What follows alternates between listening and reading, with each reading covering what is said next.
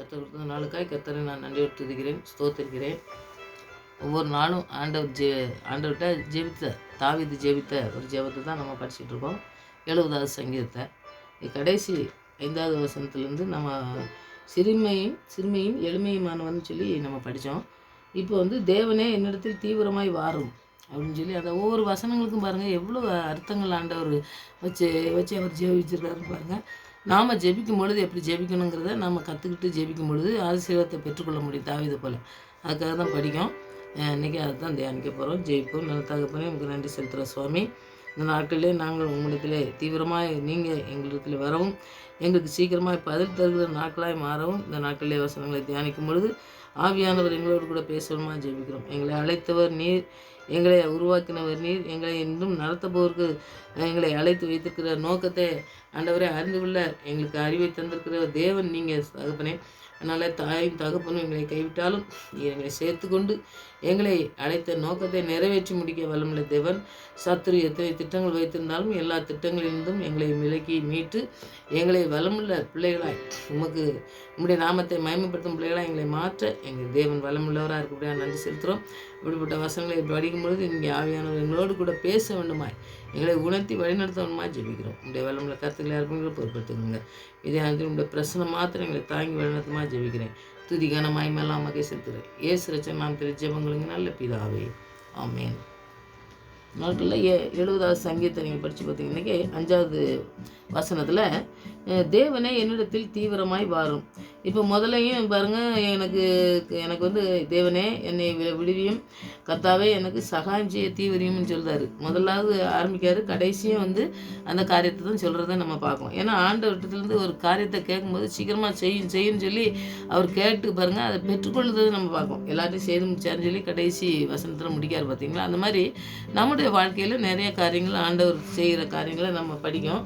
அந்த காரியங்களை அந்த தாவீது ஜெபித்தது போல் தீவிரமாய் வாரும் அப்படின்னம்னா சீக்கிரமாக எங்களுக்கு செய்யுங்க ஆண்டவரே. எங்களால் நிறைய காரியங்கள் நம்முடைய வாழ்க்கையில் நம்ம தோல்வி அடைந்திருக்கும் பொழுது ஆண்டவரே நீங்கள் எனக்கு சீக்கிரமாக ஏதாவது செய்யுங்க, எங்களுக்கு ஆபத்து வருது, எங்களுக்கு பிரச்சனைகள் இருக்குது அப்படின்னு சொல்லி நாம் ஜெபிக்கிற மாதிரி தான் தாவீது ஜெபித்திருக்காரு. இப்போ அதுக்கு நம்ம வசனங்களை தியானிக்கலாம். 102வது சங்கீதத்தில் 2வது வசனத்தை நீங்கள் படித்து பார்த்தீங்கன்னாக்கி அந்த வசனத்தில் பாருங்கள், என் ஆபத்து நாளிலே உமது முகத்தை எனக்கு மறையாதையும் உமது செவியன் இடத்தில் சாயும், நான் கூப்பிடுகிற நாளிலே எனக்கு தீவிரமாய் உத்தரவு அருள் செய்யும்.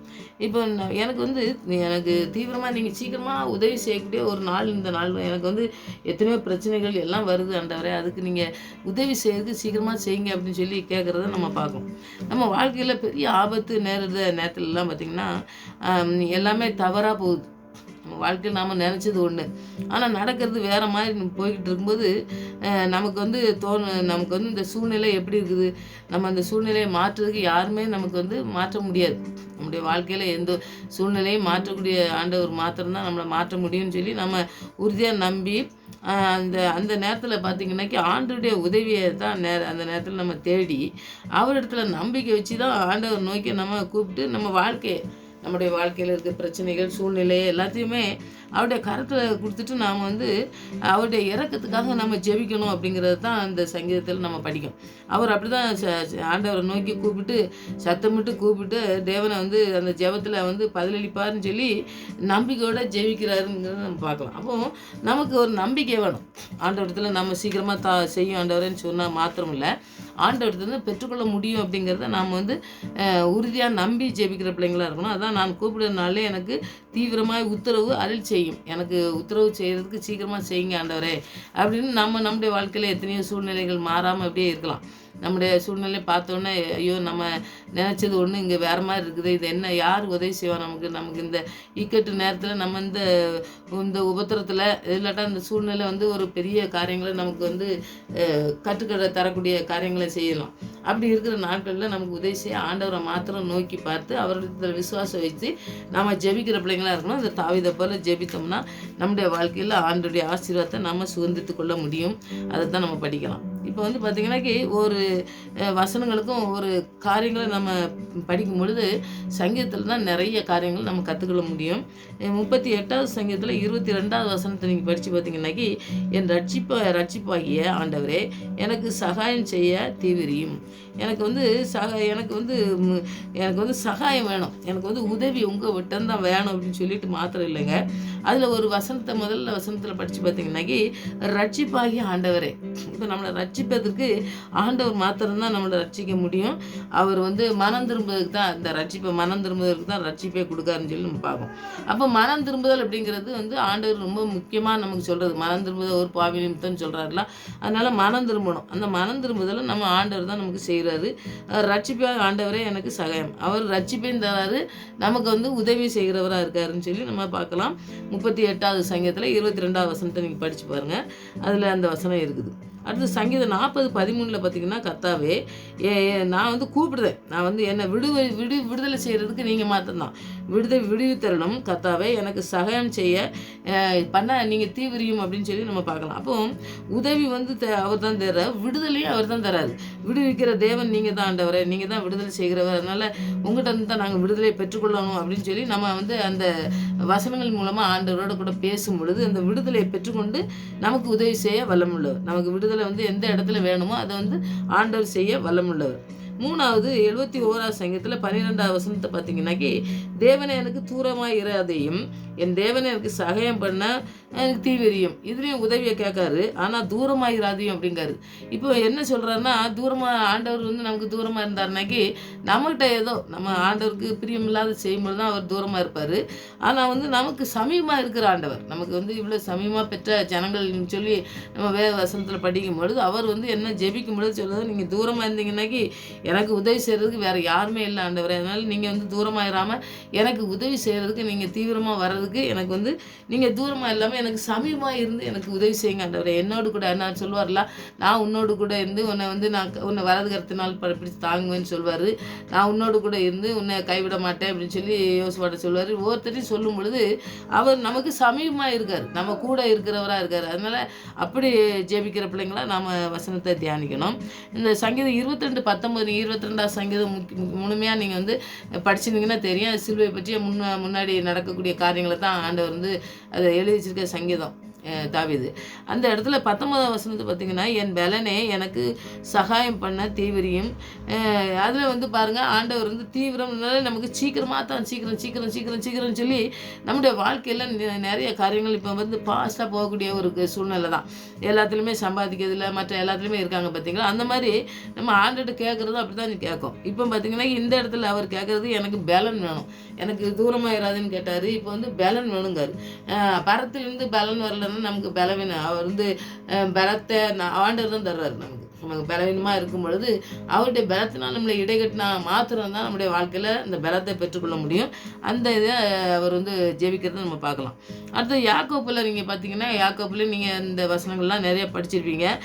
கோபிக்கிறதுக்கு நம்ம கோபமாக நம்ம யார்ட்டையும் கோபப்படுறதுக்கு தாமதமாக இருக்கணும். ஆனால் யாவரும் எதை கேட்குறதுக்கு, நம்ம ஏதாவது கேட்குறதுக்கு வந்து தீவிரமாக இருக்கணும்னு சொல்லி நம்ம பார்க்கலாம். யாக்கோப்பு 1:19 எதை கேட்கணும், வசனத்தை தான் கேட்கணும். வசனத்தை நம்ம கேட்டு அதன்படி நடக்கும்பொழுது பார்த்திங்கனாக்கி நமக்கு ஆண்டவர் சமீபமாக இருந்து நமக்கு உதவி செய்ய வல்லமுள்ள தேவனாக இருக்கார். அதை தான் நம்ம அந்த இடத்துல நம்ம படிக்கலாம். இப்போ வந்து ரட்சிப்பு அப்படின்னு சொல்லி நம்ம படித்தோம் பார்த்தீங்களா, இந்த வசனத்தில் 38:22. அப்போ பார்த்தீங்கன்னா ஏசாயா 30:15 மனம் திரும்புதல் தான் ரட்சிப்பு ஆண்டவர்கிட்ட நம்ம பெற்றுக்கொள்ள முடியும். இப்போ நம்ம ஆண்டவர் நமக்கு எல்லாவற்றையும் செய்து முடிக்கணும்னாக்கி நமக்கு வந்து என்ன, நம்மளை வந்து நம்ம என்ன மாதிரி இருக்கணும், நமக்கு வந்து என்ன அவர் செய்கிறதுக்கு நமக்கு எதன் மூலமாக நமக்கு செய்வார் அப்படிங்கிறத ஒரு 5 பாயிண்ட் படித்தோம்னாக்கி நமக்கு அது வந்து தெரியும்னு சொல்லி நம்ம படிக்கலாம். முதலாவது பார்த்திங்கன்னா, ஆவியினாலே அபிஷேகிக்கப்பட்டு ரட்சிக்கப்பட்ட வாழ்க்கை தேவனுடைய பிள்ளையாய் அவருக்கு காத்திருக்கும் போது தான் அவர் வந்து ஆசீர்வித்து மேன்மைப்படுத்த முடியும். ஏன்னா வந்து ரட்சிப்பு வந்து ஆண்டவருடைய ஆவியினால் நிறையப்பட்டு அவருடைய ரத்தத்தினால் கழுவப்பட்டால் தான் ரட்சிப்பு. அந்த ரட்சிப்பை பெற்றுக்கொண்டால் மாத்திரம்தான் நம்முடைய வாழ்க்கையில் அவர் வந்து அவருடைய பிள்ளையாக நம்மளை மாற்றி நம்மளை நடத்தக்கூடிய ஆசீர்வாதத்தை மேன்மையை நம்மளை வந்து பெற்றுக்கொள்ள முடியும். அப்படிங்கிறத நம்ம ஆவியானவரை அபிஷேகம் பண்ணப்பட நம்ம வந்து முதலாவது ஜெபிக்கணும். இப்போ அபிஷேகத்தை பெற்றுக்கொண்ட போது தான் தாவீதெல்லாம் ஆண்டவர் வந்து ரொம்ப பலப்படுத்தினார், நிறைய காரியங்கள்லாம் செஞ்சாருன்னு சொல்லி நம்ம பார்ப்போம். அப்போ அந்த பலன் வந்து எங்கேருந்து வருதுன்னா ஆவியானவரால் தான். அதனால் முதலாவது பாயிண்டே பார்த்திங்கன்னாக்கி ஆண்டவருடைய ஆவியானவர் அபிஷேகம் பண்ணப்பட்ட பிள்ளைங்களா, ரட்சிக்கப்பட்ட பிள்ளைங்களா, நம்முடைய வாழ்க்கையில் தேவனுடைய பிள்ளையாக நம்ம அங்கீகரிக்கப்பட்டு அவருடைய கரத்தில் இருக்கோம் அப்படிங்கிற ஒரு நம்பிக்கை நமக்கு வரணும். அப்போ அவர் வந்து ஆசீர்வித்து நம்ம அவர் வசனத்தில் எப்படி சொல்லியிருக்காரோ அதுபடி நம்ம நடக்கும் பொழுது அவர் ஆசீர்வித்து நம்மளை மேன்மைப்படுத்த அவர் வல்லமுள்ள தேவனாக இருக்காருன்னு சொல்லி நம்ம முதலாவது படிக்கலாம். ரெண்டாவது பார்த்திங்கன்னாக்கி ஆண்டவர் வந்து ஆவியானவரால் நிறைச்சி அப்படியே ஆசீர்வதிக்க மாத்திரம் இல்லை, பாவத்திலிருந்தும் இந்த பாவத்திலேருந்து அடிமைத்தனத்தில் இருப்பாங்க பார்த்திங்களா, அதுலேருந்துலாம் விடுதலை செஞ்சு சாத்தான் வந்து ஒரு இது வச்சுருப்பான், நமக்குன்னு ஒரு பாயிண்ட் வச்சு இவங்களை எப்படி கொண்டு போகலாம் அப்படிங்கிற ஒரு ஆதாமேவாளில் பண்ணாங்க பார்த்திங்களா, அந்த மாதிரி பண்ணுவான். அப்படி பண்ணும்போது அந்த இதுலேருந்து விடுதலை செய்ய உண்மையான விடுதலை நம்ம பெற்றுக்கொள்ளணும்னாக்கி ஆண்டவருடைய பரிசுத்த ஆவி தான் நமக்கு, அவர் வல்லமை தான் நமக்கு வேணும். அவர் வல்லமை இல்லைன்னா நம்ம வந்து ஜெயிக்கவே முடியாது. பிசாசு வந்து ரொம்ப தந்திரமாக நம்மளை வந்து மடக்க பார்ப்பான். அப்போ அந்த இடத்துல ஆண்டவருடைய உதவியை நாடி நம்ம தேடி ஆவியானவர் மாத்திரம் வழிநடத்த, இது இந்த பாயிண்ட் பூராமே ஆவியானவர் வழிநடத்தக்கூடிய ஒரு பாயிண்ட்டாக தான் நான் வந்து வசனத்தின் மூலமாக நம்ம படிக்கோம். இது வந்து நீங்கள் படித்து வசனத்தையும் தியானிங்க, ஆண்டவர் பெரிய காரியங்களை செய்வார். மூணாவது பார்த்திங்கன்னா தேவனிடத்தில் பதில் கிடைக்கும் வரை தேடிக்கொண்டே இருக்கணும். அவர் பதில் தர்ற வரைக்கும் அவர் வந்து எப்பவுமே ஜெபத்துக்கு பதில் கொடுக்குறவர். அப்போ நம்ம ஜெபித்து கொஞ்ச நாளுக்கு சிலர் பாருங்கள், கொஞ்ச நாள் ஆனோடனே ஜெபிச்சுட்டு விட்டுருவாங்க, இவ்வளோ நாள் ஆச்சு என்ன அப்படின்னு சொல்லி. இப்போ ஆபிரகாம் அவங்கள தான் நம்ம பார்க்கணும், ரொம்ப வருஷம் நம்ம ஜெபம் பண்ணி அவங்கெல்லாம் பெற்றுக்கொண்ட ஆசீர்வாதத்தெல்லாம் நம்ம பார்க்குறோம் பார்த்திங்களா. அந்த மாதிரி ஆசீர்வாதங்கிறது வந்து உடனே தந்து அது அப்படியே பெற்றுக்கொண்டு அவங்க எப்படியோ ஆண்டவர் பிரியமில்லாத காரியங்களை செய்து போகிறதுக்கு ஆண்டவர் வந்து அனுமதிக்கிறதே கிடையாது. எப்போவுமே ஆண்டவர் ஆசீர்வதிக்கிறதோ அவருடைய கரத்துலேருந்து ஏதோ ஒரு நம்ம நன்மைகளை பெற்றுக்கொள்ளவோ நம்ம தகுதியுள்ள பிள்ளைகளாக மாற்றணுன்னாக்கி அதுக்கு அவர் வந்து ஒரு இப்போ பரீட்சைக்கு பிள்ளைங்கள்லாம் படித்ததுக்கு பரீட்சை வைக்காங்க பார்த்திங்களா, வருஷத்துக்கு இருக்கு. அந்த மாதிரி ஆண்டவருடைய அவர் பிள்ளையாக மாறி அவருக்கு ஊழியம் செய்ய போனோம், அவருக்கு பிள்ளையாக மாறணுனாலே அவர் வந்து ஒரு பரீட்சை வச்சு தான் நம்மளை எடுத்து நம்மளை நடத்தக்கூடிய காரியங்களை செய்வார். ஏன்னா பிசாசானவன் தந்திரம் உள்ளவன், அவனுக்கெல்லாம் மீட்டெடுத்து அவன் வாழ்க்கையில் என்னெல்லாம் செய்கிறானோ அதுலேருந்துலாம் மீட்டெடுத்து அவருடைய பிள்ளையாக மாற்றி அதுக்கப்புறம் அவர் கொடுக்குற அந்த சத்திய வார்த்தைகளெல்லாம் நமக்கு கற்றுத்தந்து அதுக்கப்புறம் தான் அவர் வந்து அவருக்கு பயன்படுத்த முடியும். ஏன்னா வந்து போனோம்னாக்கி அவங்க அப்படியே விழுந்துருவாங்க. அப்படி விழாதபடி அவர்கிட்ட தேடிக்கிட்டே இருக்கணும், பதில் கிடைக்க நம்ம என்ன கேட்குறோமோ அதை பதில் கிடைக்கிற வரைக்கும். இல்லாட்டா ஆண்டவரே நீங்கள் என்ன பதில் எங்களுக்கு வச்சுருக்கீங்க, வாழ்க்கையில் என்ன வச்சுருக்கீங்க, என்ன நோக்கம் வச்சுருக்கீங்க, அதை கற்றுத்தாங்க ஆண்டவரே, அதுபடி நாங்கள் அதை கேட்க எங்களுக்கு கற்றுத்தாங்கன்னு சொல்லி நம்ம எப்பவும் தேவனிடத்துலேருந்து பதில் கிடைக்கும் வர நம்ம என்ன கேட்குறோமோ அதுக்கு, இல்லாட்டா ஆண்டவர்கிட்டருந்து என்ன பதில் நமக்கு பெற்றுக்கொள்ளணுமோ அதையும் கிடைக்கும் வர நம்ம ஆண்டவர் வந்து விடாதபடி ஜெபிக்கிற பிள்ளைங்களாக இருக்கணும். ஜெபத்தில் வந்து நம்ம எப்போவுமே அப்படியே தள்ளி விட்டுட்டு போக அந்த மாதிரிலாம் இருக்கக்கூடாது. ஜெபத்தில் எப்போவுமே ஆண்டவர்கிட்ட நம்ம பேசக்கூடிய காரியங்களை நம்ம பேசிக்கிட்டே இருக்கணும். அதை நீங்கள் முழுமையாக செய்யணும். அடுத்தது 4வது பார்த்திங்கன்னா தேவன் நோக்கி கூப்பிடுறவர்களுக்கு அந்த ஆண்டவரை நோக்கி நம்ம கூப்பிடுதோன்னு வைங்க, அவங்களுக்கு வந்து ஒரு கிஃப்ட் வச்சுருக்காரு ஆண்டவர். பரலோகத்தில் வந்து வர்றது ஒரு பலன், அந்த அவர் சொல்லுவார்ல பரத்திலேருந்து பலன் வரும் உனக்கு அப்படின்னு சொல்லுவார். ஆண்டவருக்கே பாருங்கள், ஆண்டவரை இயேசு கிறிஸ்துவுக்கே பார்த்திங்கன்னா சிலுவைக்கு அறையப்படுறதுக்கு போகிறதுக்கு முன்னாடி பார்த்திங்கன்னாக்கி பிசாசனால் சோதிக்கப்படும் பொழுது அவர் பலன் குறைஞ்சி போகும்பொழுது பரத்திலேருந்து அங்கே பரலோகத்திலேருந்து தான் தூதர்கள்லாம் வந்து அவரை பலப்படுத்தினாங்கன்னு சொல்லி நம்ம பார்க்கும் பார்த்திங்களா. அது மாதிரி பரத்திலிருந்து தான் நமக்கு வந்து பலன் வருது. அந்த பலன் வந்து எதனால வருதுன்னா சுவிசேஷ நிமித்தம், அந்த பரிசுத்த ஆவினால நமக்கு கொண்டதுக்கு அந்த வசனங்களின் மூலமாக நம்ம போதிக்கும் போது மற்றவங்களுக்குலாம் சுகம் கிடைக்குது, மற்றவங்க ரட்சிக்கப்படுறாங்க பார்த்திங்களா. அந்த மாதிரி நம்முடைய வாழ்க்கையிலையும் பார்த்திங்கன்னா நிறைய கஷ்டங்கள் இந்த மாதிரிலாம் பிசாசு கொண்டு வந்தான்னு வைங்க, அதில் வந்து பலன் வந்து நம்மளை வந்து தாங்கி வழிநடத்தக்கூடிய நல்ல தகப்பனுடைய வார்த்தை நம்மளோட கூட இருந்து நம்மளை பேசி வழிநடத்தக்கூடிய காரியங்களை செய்யும். அந்த வசனங்களை நாம் தியானிக்கணும். 5வது பார்த்தோம்னா தேவனுடைய வசனத்தை கேட்பதுக்கு மாத்திரம் இல்லை, அவருடைய வசனத்தை நம்ம கேட்டுட்டு அப்படியே போகிறதுக்கு மாத்திரம் இல்லை, அதன்படி செய்ய ஆவியானவர் உதவியை நம்ம தேடணும். இப்போ உதவின்னு நம்ம ஆண்டவர்கிட்ட சீக்கிரம் செய்யுங்கன்னு சொன்னோம்னா இந்த 5 பாயிண்ட் பாருங்கள், ஆண்டவருடைய ஆவியானவர் மூலமாக நம்ம பெற்றுக்கொள்ளும் பொழுது இந்த ஆசீர்வாதத்துக்கு எந்த தடையுமே இருக்காது.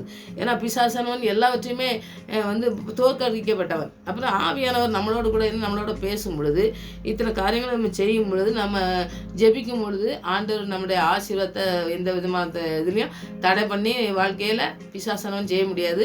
ஆண்டவருடைய ஆசீர்வாதம் ஆசீர்வாதத்தை நம்ம பெற்றுக்கொள்ள முடியும். அதனால் ஆவியானவரை பெற்றுக்கொண்டு நாம் அந்த ரட்சிக்கப்பட்ட வாழ்க்கையை நம்ம ஆண்டவருடைய பிள்ளையாக மாறி அவருடைய ஆசீர்வாதத்தை அவருடைய மேன்மையை பெற்றுக்கொள்ளணும். 2வது, பாவத்திலிருந்து அந்த அடிமைத்தனத்திலிருந்து சாத்தான் ஆதிக்கத்திலிருந்து தான் நமக்கு விடுதலை செய்ய உண்மையான விடுதலையை தரதுக்கு பரிசுத்த ஆவியானவர் தான் போதுமானவர் அப்படின்னு சொல்லி நம்ம அர்ப்பணித்து ஜெபிக்கணும். 3வது, பதில் கிடைக்கும் வரை என்ன நோக்கத்தோடு ஆண்டவர் நம்மளை அழைச்சிருக்காரோ அதுக்கு பதில் கிடைக்கும் வரை நம்ம ஜெபிக்கிறத விடவே கூடாது, ஜெபித்து கொண்டே இருக்கணும்.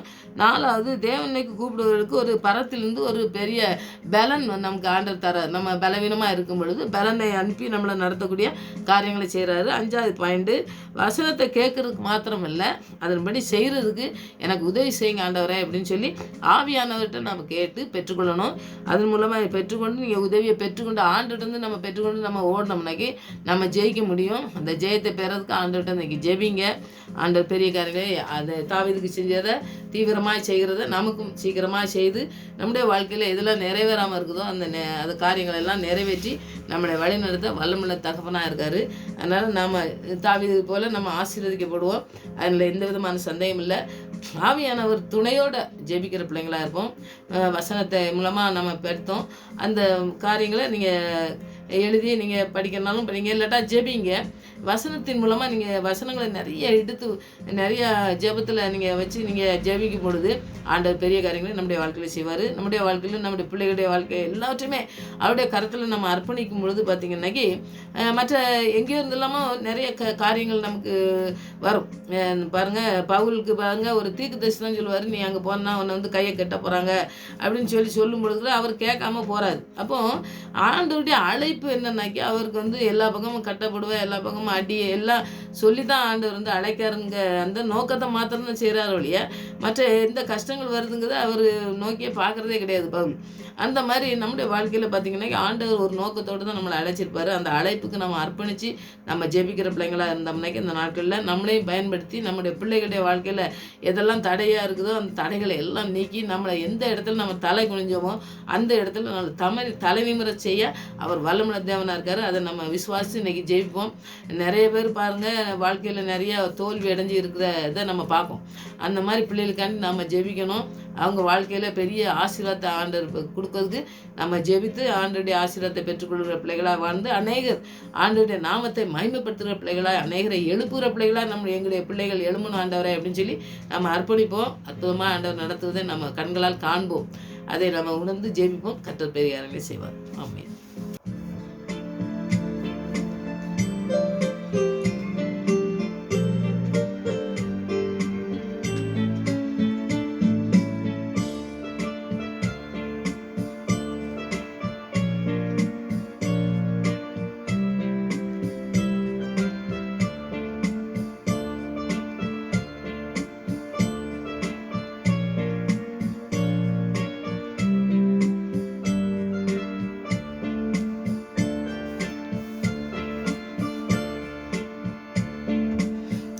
தேவனே என் ராஜனே தேடுகிறேன் அதிகாலமே.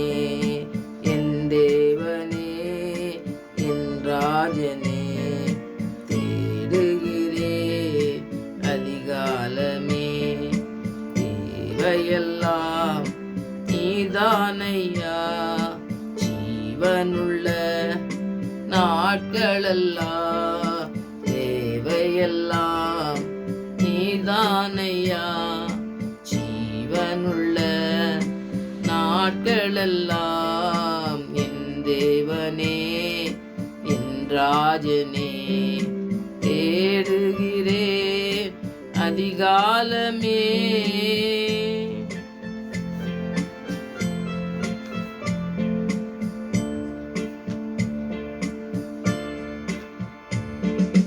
தண்ணீரில்லா நிலம் போல தாகமாயிருக்கின்றேன். தண்ணீரில்லா நிலம் போல தாகமாயிருக்கின்றேன். வல்லமை மகிமை உள்ளமெல்லாம் ஏங்குதையா. வல்லமை மகிமை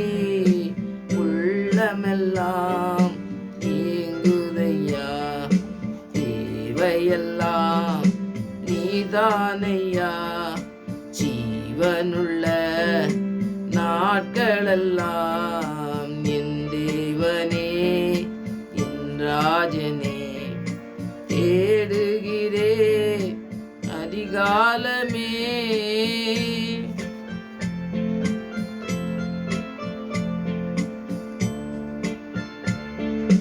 படுக்கையிலும் நினைக்கின்றேன், நடு இரவில் தியானிக்கின்றேன்.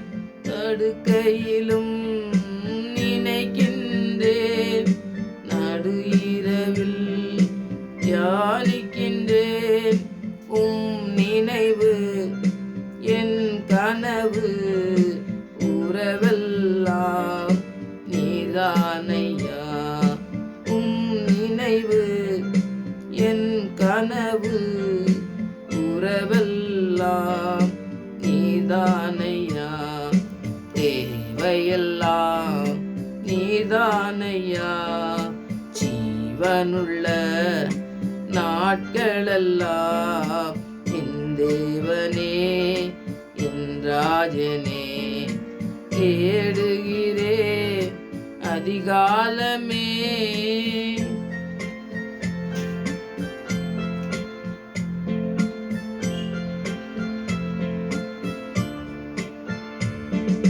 மேலானது பேரன்பு உயிரினும் மேலானது. மேலானது பேரன்பு உயிரினும் மேலானது. என் உதடு உம்மை துதிக்கும் உயிருள்ள நாட்களெல்லாம்.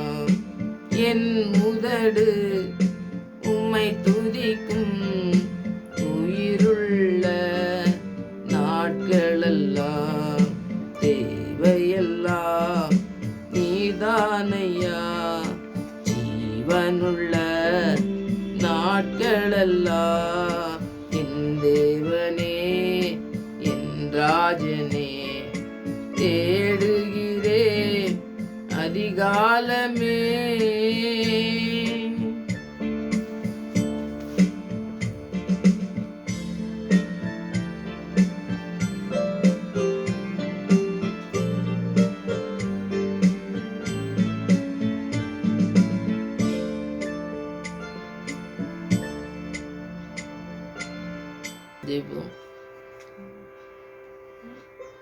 என் மீட்பர் உயிரோர் இருக்கையிலே எனக்கென்ன குறைவுண்டு நீ சொல் மனமே. என் மீட்பர் உயிரோர் இருக்கையிலே எனக்கென்ன குறைவுண்டு நீ சொல் மனமே. என் மீட்பர் உயிரோர் இருக்கையிலே. ஆம் சுவாமி, மரித்தேன் ஆனாலும் சதா காலங்களும் உயிரோடு இருக்கிறேன் என்று சொன்ன தேவன் எங்களோடு கூட வாசம் பண்ணுகிறவராய் இருக்கிறபடியா நன்றி ஆண்டவரே. எங்களுக்கு எதிராக வருகிற எல்லா திட்டங்களுக்கும் எங்களுக்கு சீக்கிரமாக உதவி செய்கிறவராய் எங்களோடு கூட இருப்பதை நாங்கள் வாசித்தோம். இந்த வசனங்களை வாசித்தோம் ஆண்டவரே, தியானித்தோம். இந்த வசனங்களின் மூலமாக நாங்களும் ஜெபித்து ஆவியானவரின் பலனை பெற்றுக்கொள்ள உம்முடைய பிள்ளையை மாறும் தகப்பனே. உம்முடைய உதவியை நாடி தேடி ஓடி வர எங்களுக்கு கற்றுந்தது இந்த வார்த்தைகளுக்காக நன்றி ஆண்டவரே. தாவீது ஜெபித்து பெற்றுக்கொண்டது போல நாங்களும் ஜெபித்து பெற்றுக்கொள்ளத்தக்கதா எங்களுக்கு கற்றுத்தர வல்லமுள்ள ஆவியானவர் எங்களோடு கூட இருக்கிறபடியா நன்றி செலுத்துகிறோம் ஆண்டவரே. எங்களை முற்றிலுமாய் அர்ப்பணிக்கும் பொழுது நீங்கள் எடுத்து பயன்படுத்த உண்மை நோக்கி பார்க்கிறோம் ஆண்டவரே. எங்களுடைய தேவைகளை எல்லாம் அறிந்திருக்கிற தேவன் ஒருவர் உண்டு. எங்களுடைய வாழ்க்கையை சூழ்நிலையை மாற்ற என் தேவன் வல்லமுள்ளவராக இருக்கிறீங்க. நன்றி செலுத்துகிறோம் ஆண்டவரே. எங்களுடைய சூழ்நிலையை பார்த்து நாங்கள் விழுந்து விடாதபடி எங்களை பாதுகாத்து கொள்ளுங்க ஆண்டவரே. எங்களை கரம் பிடித்து நடத்துவதை நாங்கள் உணர்ந்து கொள்ள கிருபை செய்யுங்க. உதவி என் தேவனிடத்திலிருந்து வருது என்பதை புரிந்து கொள்ள கிருபை செய்யுங்க. பரத்திலிருந்து எங்களுக்கு பலன் வருகிறது என்பதை உணர்ந்து கொள்ள கிருபை செய்யுங்க. சத்ரு எத்தனை திட்டங்கள் ஆண்டவரே, எல்லாவற்றிலிருந்து எங்களை மீட்டெடுத்து இந்த நாள் வரை நடத்தி வந்த தயவுக்காக கூட நன்றி ஆண்டவரே. உடைய கிருபைக்காக நன்றி. இன்னமும் நடத்த போருக்காக நன்றி ஆண்டவரே. உடைய கிருபையினால் எங்களை தாங்கி வழி நடத்துங்க. உடைய வல்லமுள்ள ஆவியானவரால் எங்களை முழுவதுமாய் நிறைத்து வழி நடத்துங்க. அந்த வார்த்தையின்படி நாங்கள் நடந்து செல்ல எங்களுக்கு உதவி செய்யுங்க சுவாமி. எங்களுக்கு பலம் இல்லை ஆண்டவரே. எங்களை பலவீனத்தை எல்லாம் சுமந்து தீர்த்த தேவன் ஒருவர் உண்டு. எங்களை ரட்சித்து அடைப்பிள்ளையால் மாற்றின ஒரு அன்பு தகப்பனுடைய பரிசுத்த இரத்தம் உண்டு. அந்த இரத்தத்தினால் எங்களை கழுவி மீட்டு எடுத்திருக்கீங்க ஆண்டவரே. அதுக்கு சொந்தமான பிள்ளைய எங்களை மாற்றுங்க. உண்மை மாத்திரம் விசுவாசிக்க எங்களுக்கு கற்றுத்தாங்க ஆண்டவரே. எந்த மனிதனையும் நம்பி ஓடாதபடி எங்களை பாதுகாத்து வழிநடத்துங்க ஆண்டவரே. உடைய வல்லது கரத்தினால் எங்களை தாங்கும் என்று சொன்ன அந்த வார்த்தையின்படி நீங்கள் உங்களுடைய கரத்திலே நாங்கள் எப்பொழுதும் தங்கியிருக்க கிருபை செய்யுங்க ஆண்டவரே. உண்மை மாத்திரம் நோக்கி பார்க்க எங்களுக்கு கற்றுத்தாங்க. ஆம் தகப்பனே, உதவி என் தேவனிடத்திலிருந்து வர நீதாமே எல்லாவற்றையும் நடத்தி செல்ல வல்லமுள்ளவர் என்பதை அறிந்து கொண்டு ஓட எங்களுக்கு இன்னும் அதிகமாய் கற்றுத்தரணுமா ஜெபிக்கிற ஆண்டவரே. எந்த சூழ்நிலையிலும் ஆண்டவரே மனிதனை நம்பி நாங்கள் ஓடுகிறோமே, அதை நாங்கள் தவிர்த்து ஆண்டவரை எப்பொழுதும் உம்முடைய பாதத்திலே அமர்ந்திருந்து உம்முடைய ஆசீர்வாதத்தை சுதந்திரத்துக் கொள்கிற பிள்ளைகளாய் காணப்பட கிருபை செய்யுங்க. மனிதனுடைய எந்த உதவியும் விருதா என்று சொல்லி வேதத்திலே வாசித்து, எந்த மனுஷனும் பொய்யன் என்று சொல்லி வாசித்து திரும்ப திரும்ப நாங்கள் மனிதனை நோக்கி ஓடுவோம் என்றால் தகப்பனே, எங்களுடைய வாழ்க்கையில நீங்கள் கிரியை செய்ய வேண்டுமாய், கிருபையை தர வேண்டுமாய் ஜெபிக்கிற ஆண்டவரே. உண்மை மாத்திரம் நம்பி ஜெபிக்க, உம்முடைய பாத்திலே மாத்திரம் அமர்ந்திருக்க, உடைய சத்தத்துக்கு கீழ்ப்படிய உடைய பிள்ளையா மாற்றியிருப்பதை கண்டுகொண்டு ஓட, உடைய வசனத்துக்கு கீழ்ப்படிந்து நடக்க, உடைய வசனத்தின் மூலமாய் பேசும்பொழுது தேவன் எங்களோடு கூட இருக்கிறார் என்பதை உணர்ந்து கொண்டு ஜெபிக்க, சூழ்நிலையை மாற்றுகிற தேவன் இருக்கிறார் என்பதை சூழ்நிலையை பார்த்து நாங்கள் விழுந்து விடாதபடி பாதுகாக்கிற நல்ல கரம் எங்களோடு கூட இருந்து எனக்கு உதவி செய்ய போவதற்காக நன்றி செலுத்துகிறோம் ஆண்டவரே. எங்களை தகுதிப்படுத்துகிற தேவன் ஒருவர் உண்டு. நாங்கள் எந்த தகுதியும் இல்லாத பொழுது எங்களை தேர்ந்து கொண்டீங்களே, நன்றி ஆண்டவரே. ஒன்றுக்கு உதவாத பொழுது எங்களை தெரிந்து கொண்டீங்களே, உமக்கு நன்றி ஆண்டவரே. எல்லாவற்றையும் செய்து முடிப்பேன்னு சொன்ன தேவன் எல்லாவற்றையும் நேர்த்தியாய் செய்து முடிக்கிற தேவனாக இருக்கீங்க, நன்றி. இடையிலே வருகிற சத்துருவின் திட்டங்கள் எங்களுடைய வாழ்க்கையை நுழைந்து விடாதபடி என் தேவ கரம் எங்களை காத்து நடத்த வேண்டுமா ஜெபிக்கிற ஆண்டவரே. உடைய வல்லமுள்ள கருத்துக்களை எங்களை முழுவதுமாய் அர்ப்பணிக்கிற ஆண்டவரே. எங்களுடைய பிள்ளைகளை அர்ப்பணிக்கிறோம் சுவாமி. எல்லாவற்றையும் பொறுப்படுத்தி வழிநடத்தமா ஜெபிக்கிற ஆண்டவரே. நீங்கள் மாத்திரம் எங்களுக்கு போதுமானவர் என்பதை நாங்கள் ஒவ்வொரு நாளும் அறிக்கை செய்கிற பிள்ளைகளாய் காணப்பட கிருபை செய்யுங்க. அறிக்கை செய்து அதில் நிலைத்து நிற்க எங்களுக்கு பலன் தந்து வழிநடத்த வேண்டுமா ஜெபிக்கிற ஆண்டவரே. உடைய வல்லமுள்ள கருத்துக்களை அர்ப்பணிக்கிற பொறுப்படுத்திக் கொள்ளுங்க. வித்யானத்தினுடைய ஆவியானவர் எங்களை வழிநடத்தத்தக்கதாக ஜெபிக்கிறோம் சுவாமி. உடைய வல்லமுள்ள கருத்துக்களை அர்ப்பணிக்கும் பொழுது அதை அற்புதமாக நடத்துகிற தேவ கிருபை எங்களை முற்றிலுமாய் சூழ்ந்து கொள்ள வேண்டுமா ஜெபிக்கிறோம். எந்த இடத்துல வைக்கப்படுவோமோ அந்த இடத்துல உயர்த்துகிற தேவ கரம் எங்களோடு கூட இருப்பதை நாங்கள் உணர்ந்து கொண்டு ஜெபிக்க, அதை பெற்றுக்கொள்ளும் வரை ஆண்டவரே உண்மை நாடி தேடுகிற பிள்ளைகளாய் காணப்படவும், எப்பொழுதும் எந்த சூழ்நிலையிலும் உடைய பாத்தை மாத்திரம் நாங்கள் பற்றி பிடித்து கொண்டு ஓடி ஜெயிக்கிற பிள்ளைகளாய் நாமத்தை மகிமைப்படுத்தும் பிள்ளைகளாய் வாழ ஒவ்வொருடைய வாழ்க்கையிலும் வைத்திருக்கிற திட்டங்களை நீ நிறைவேற்ற வேண்டுமா ஜெபிக்கிற சுவாமி. நாங்கள் முழுவதுமாய் அர்ப்பணிக்கிறோம். கேட்குற பிள்ளைகள் அப்படி அர்ப்பணிக்கும் பொழுது பிள்ளைகளெல்லாம் அற்புதமாக நடத்துங்க சுவாமி. அதை கண்டுகொள்ளட்டும் சுவாமி.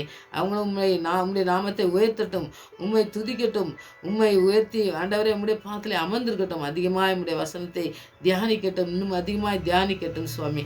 அப்படிப்பட்ட ஆசீர்வாதத்தை நீ தந்து வளர்த்தத்தக்காக ஜெபிக்கிறோம். இந்த கடைசி காலத்திலே வாழ்ந்து கொடுக்க எங்களுக்கு ஆலோசனை நீங்கள் மாத்திரம் ஆலோசனை கர்த்தராக இருந்து எங்களை வழிநடத்தத்தக்கதாக ஜெபிக்கிறோம். வாழ்க்கையிலே எல்லா காரியங்களிலும் எல்லா சூழ்நிலையிலும் தேவன் மாத்திரம் எங்களுக்கு ஆலோசனை செய்து எங்களை நடத்தி செல்கிற பிள்ளைகளாய் காணப்பட தேவன் கிருபை செய்து வழிநடத்த போறதுக்காக நன்றி செலுத்தும். அர்ப்பணிக்கிற ஒவ்வொரு பிள்ளைகளும் ஆசிரியத்து வழிநடத்தமா ஜெபிக்கிறோம்.